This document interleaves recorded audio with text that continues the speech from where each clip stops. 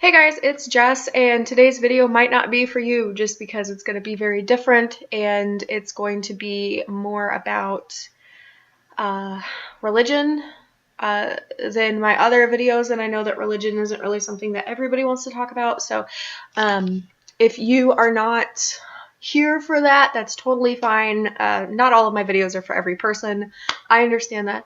I respect that, but watching, a minute and a half of a video just to leave a hate comment isn't going to do either of us any good. So if you're not here for the religious aspect of things, like I said, this video is not for you, and that's cool. So I wanted to talk today about kind of my, I guess, aha moment last night. I've been in church most of my life. When I was like 18, 19, I kind of stopped going to church, and that's a whole different story for a whole different video, and why I left like Independent Fundamental Baptists. If you don't know what that is, Google it. You'll be depressed quite quickly.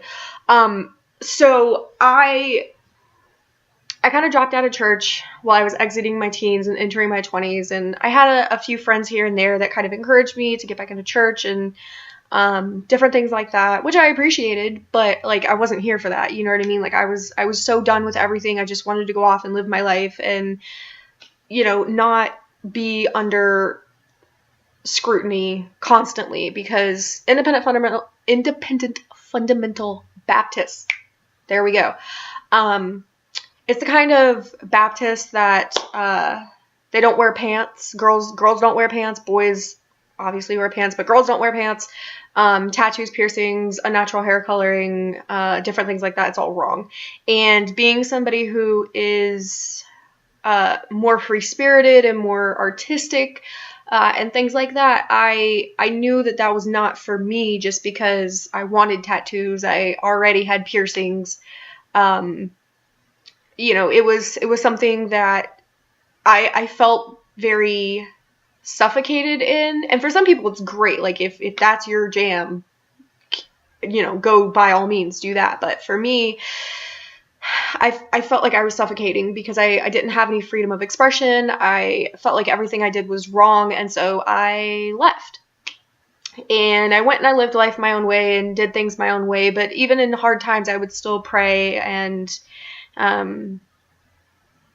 I would still occasionally read the Bible, just kind of lazily, like, oh, hey, I've got nothing else going on. Just open the app on my phone, boop, yay, Jesus, like, and that's it.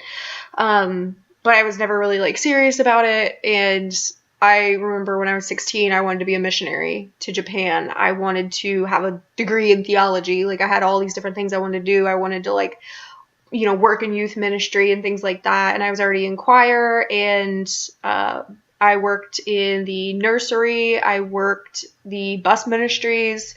So I was super involved as a kid, but as I got older, I kind of realized that I was in it for the wrong reasons, and it was one of those raised in it rather than believing it of my own free will. It was, I've just always been in this. So throughout my 20s, I have had this like back and forth with God where it's like, yeah, I'm gonna get super serious about this, that, the other, if like I'm putting stipulations on God. Like, that makes no sense. But I would sit there and I would put these stipulations on God, like, if you'll do this for me, I'll do this for you. But that's not how that works. So I was sitting here, if you've been following along, through this whole breakup process and moving and things like that. And I had the option between moving to Illinois, where my childhood church is, and, friends and family and things like that, or moving to basically the middle of nowhere, Arkansas, to live with my old youth pastor and his family, and, get a job out there, get my own place, etc., etc. So I was kind of going back and forth between which one is better? Which one is better for me? Where am I supposed to be? And that's kind of been my issue through the whole thing. It's not like I don't have a place to go. I have a place to go. I just don't know between the two which one is better. And I'm kind of weighing the options and going back and forth and thinking, like, which one is going to put me on this, like, straight and narrow path rather than the absurd path I've been on. Even for the last, like, 3 months, I've never really drank, like, at all.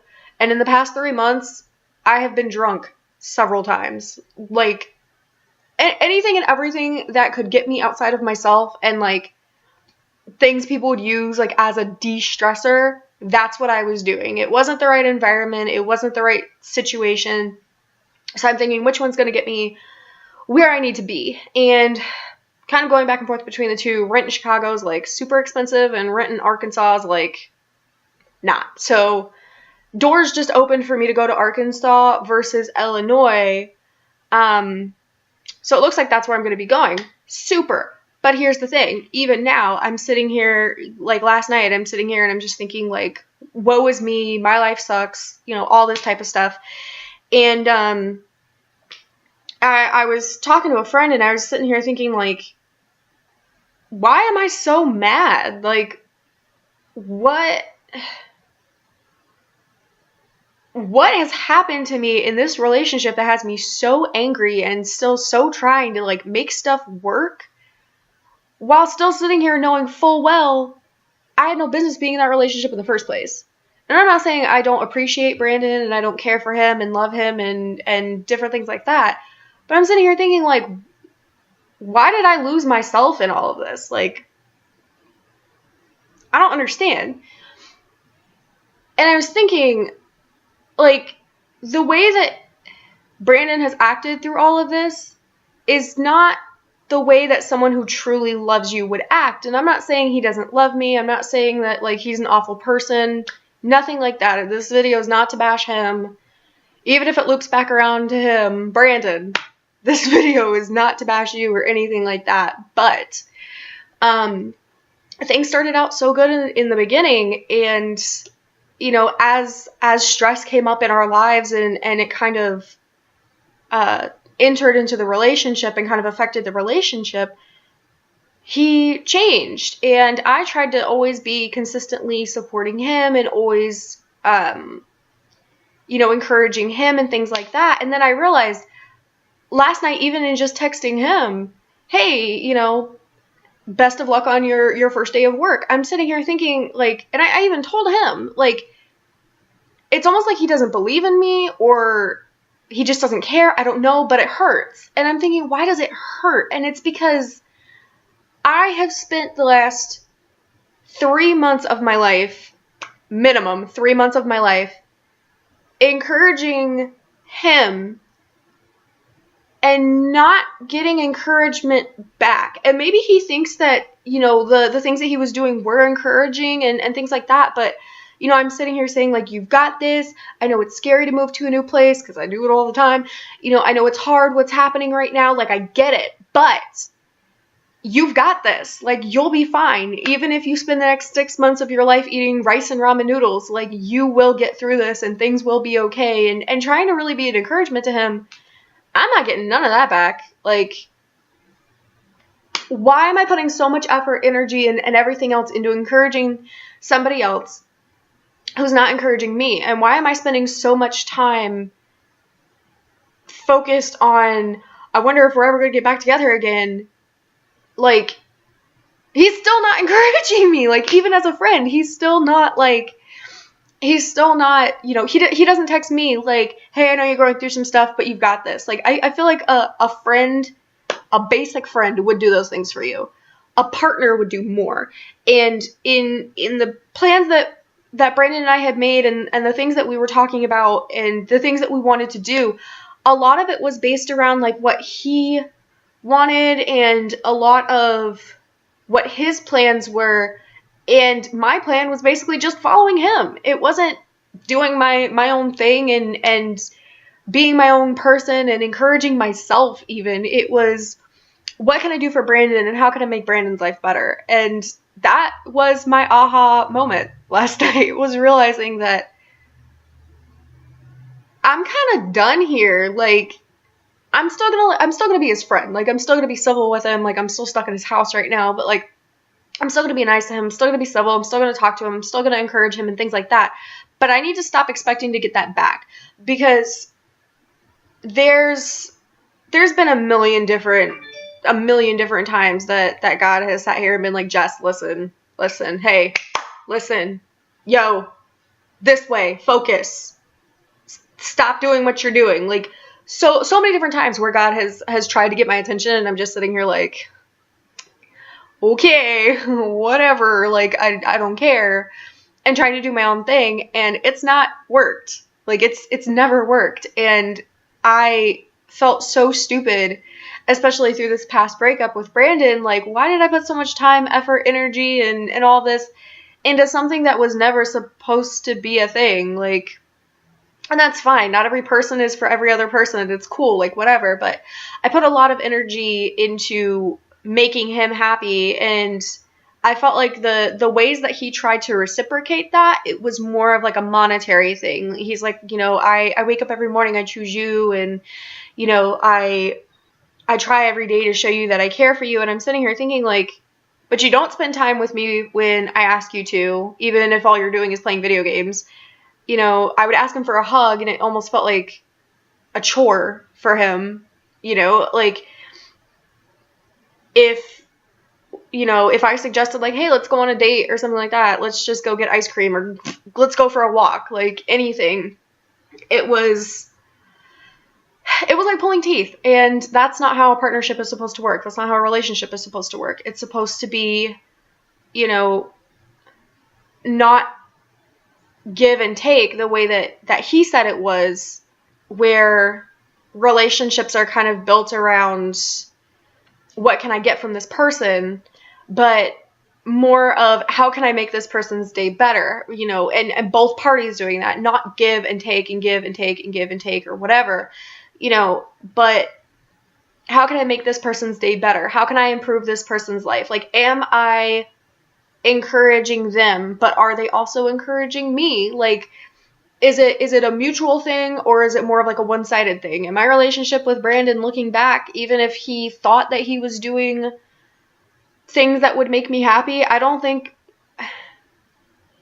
to say I don't think I was happy. I just don't think I was the right kind of happy. I think I was happy with him, and I was happy to be in the relationship, and I was happy to spend time with him and things like that. But at the end of the day, I wasn't happy with him as a partner, and I ignored that. And I let it slide. Just because I could. I just ignored it and pretended it wasn't there, and that wasn't fair for me. It wasn't fair for him, and I feel like we both kind of wasted our time in a relationship when we were clearly just better off as being friends. And if it ever happens that, like, he doesn't want to be friends with me anymore, that's cool. Like, I'll be hurt, but, like, I'm not gonna get, like, you know, super emotional or anything about it, because at the end of the day, I can't put all the effort into any kind of relationship, be it friend, family, romantic, or otherwise, and not get anything in return. Like, there's got to be some kind of encouragement there, and it was nice to kind of realize that it's really a situation where it's not just that, like, God closed the door, it's that God slammed the door and locked it, and me and Brandon are just kind of, like, waving at each other through the window. Like, there's nothing wrong with breaking up and moving on from a relationship, but it's important to understand that even if you feel like you're losing yourself in the middle of it, that you're not crazy, you're not, you know, you're not going through anything that nobody else has ever gone through before. And I'm not trying to, like, diminish the situation, but at the same time, there's not really a point putting all this effort, energy, and everything else into something that was never really supposed to happen in the first place. So there you go. That's my aha moment. That's the story of the time I realized that I was wasting my time. So thank you guys so much for watching. If you have any questions, comments, or concerns, leave them down below. I will see you in the next video. Bye.